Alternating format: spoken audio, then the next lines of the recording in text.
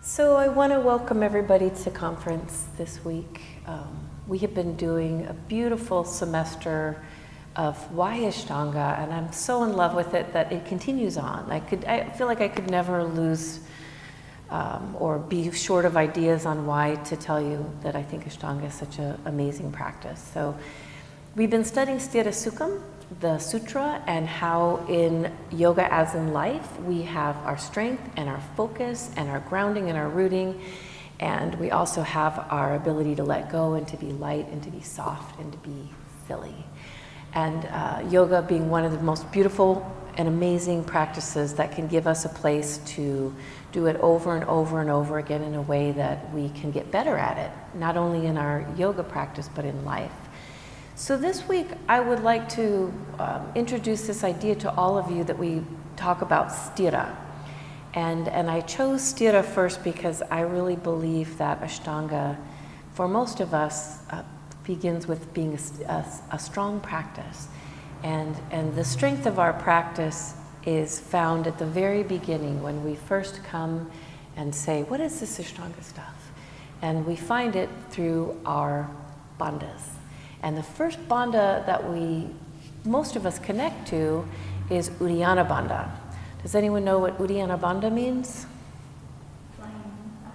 Yes. And so in English, it literally means flying upward. So what's flying upward? You?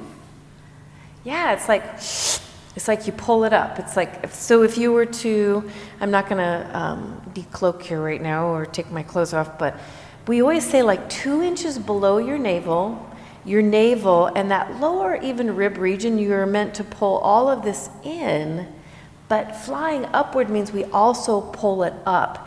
And in that pulling it in and up, it becomes more like a carving sensation of that. Deeply pulling, I always feel like I'm pulling it into my most inner being, and then once I got it in there, I'm going to lift it up, and it has this great sensation for us of feeling like you're really supporting your core, and your back is fully supported. It is truly one of the healthiest things you can do for the other 22 hours of your life, because we're getting strong in the area that really gives us extension from all the other places. So in the practice, we say Uddiyana Bandha is done in how much of your practice? 50% of your practice, 60% just standing poses? 100%. And some poses are easier to create that carving more so than others. For me, I've always found that the easiest places for me to get into my deepest Uddiyana Bandha is when I start to fold forward, either standing or sitting. But it takes intention. So this idea of pulling it in and up is where I begin, and it's really an amazing system, Ashtanga, because everything within it is set up to help us support that strong core and to root down more. And so we pull in Uddiyana Bandha every time we do vinyasa. So if I pull my shoulders back, I'm in Bhumadhya Drishti and I'm all pulled in here. And then when I exhale, I move slowly in, and I keep that area carved in and carved up. For you, it's nice because it is the thing that you can see. So in your own practice, you really have a sense of whether or not you're engaged in Uddiyana Bandha, sometimes by your eyes, by visualizing and seeing. But the more we do the practice and the better we get at being a seasoned practitioner, the more you just feel that a pose is kind of complete or feels right to you, not just because of your flexibility, but because of this bandha strength that you've created through your core. So years ago, I used to talk a lot about the Vitruvian man. Who remembers the Vitruvian man? Who is the Vitruvian man? From Leonardo da Vinci. Yes, from Leonardo da Vinci, this beautiful sketching series he did where he was drawing about the human anatomy, and so he made this picture of this dude that has become the Vitruvian man with his arms stretched out as far as he could, and his legs are stretched out and down, and you can see the spine is elongated and reaching through the top of the head. And so many health practitioners have used that one image, because that one image to us signifies like that sthira that reaches past you know, just this point of extending your arms out or standing straight, but that you're literally rooting into the earth and pulling up through your core, through your trunk, and extending out through your limbs and up towards the sky as a human being. It is a beautiful sign of the fullest potential of our health.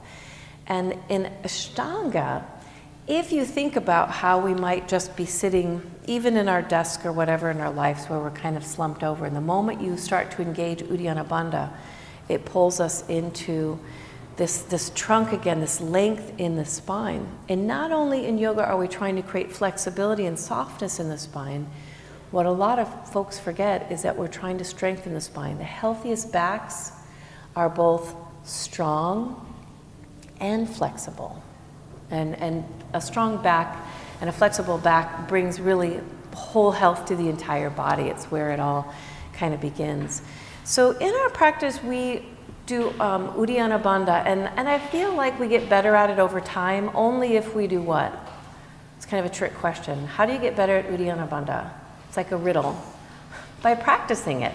So even though you may be doing like your first series practice with me today, you could be doing your whole first series practice like a caterpillar, with your belly kind of hanging out a little bit, nothing engaged in the core, and just kind of going through the motions of asanas or movements or form without any structure. But once you add this Uddiyana Bandha to it, we'll talk about this later, but it brings some lightness. So we have to practice intentionally trying to engage these muscles in our core during the entire yoga practice. And one of the ways you can get better at that is actually, I rarely say this, but by doing something outside of your practice. And what is that? Agnisara. I'm a firm believer that you should do Agnisara how often? Every day you're doing. So if you're coming to Ashtanga, either at home or at a Shala or somewhere, then I would say do it right before you start your practice. My personal recipe is 3 sets of 5.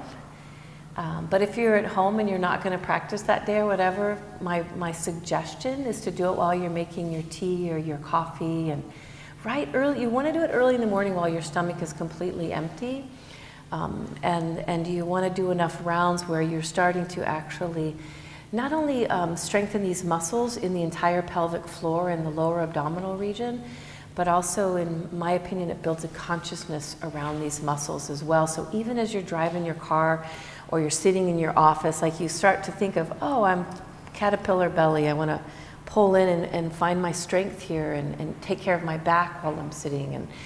And so again, doing it outside of your practice is going to build your practice. And then the more you're intentional doing it in your practice is going to build sthira. So it's going to help you be strong as we move through the practice, but it's also going to help you be strong up here. I think Annette was reminding us of that in the next class, that sthira is energy. It's a smooth, strong energy, like from a windmill that pushes through the vayus of the body. But it's also a strong mind, that I'm not going to be doing my practice thinking about what happened at work yesterday or what I need to do later on today. But I keep bringing the focus back to being here and now is sthira. So one of the most beautiful analogies, I believe, of sthira is the beautiful symbol of a tree. And the tree is so great for us because when we talk about this being our first lock, it's also our rooting system. And through this rooting system, like the Vitruvian man, then I root down more through my feet. Then I extend more and root and use the muscles in my arm. Then I reach through a strong spine through the top of my head. In every single pose, I can find that from my first rooting system here.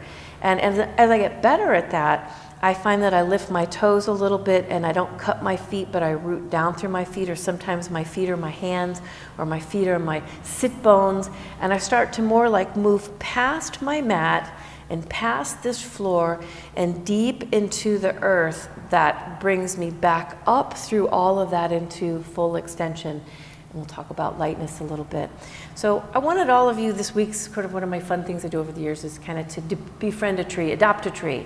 And think of your favorite tree, like when you're driving somewhere or where you live or a place that you visited, even in another country, where you saw this tree and you're like, you are amazing. You are magnificent. You're speaking to me. On Sunday, I wish I could do this for all of you today. We did a really lovely meditation on a tree and just had everyone get quiet and kind of find themselves sitting under this tree and quieting themselves enough to listen to the message of the tree. But I think we can all do that, as we can listen to the message that the trees have to give us and also use that in our practice. So a really, one of my favorite essays or poems about a tree by Karen Schrag. So I always like to close your eyes and just maybe even think of a tree as I'm reading this. And it's titled, Think Like a Tree. Soak up the sun, affirm life's magic, be graceful in the wind, stand tall after a storm, feel refreshed after a rain. Grow strong without notice. Be prepared for each season, provide shelter to strangers, hang tough through a cold spell, emerge renewed at the first sign of spring. Stay deeply rooted while reaching for the sky. Be still long enough to hear your own leaves rustling. Namaste.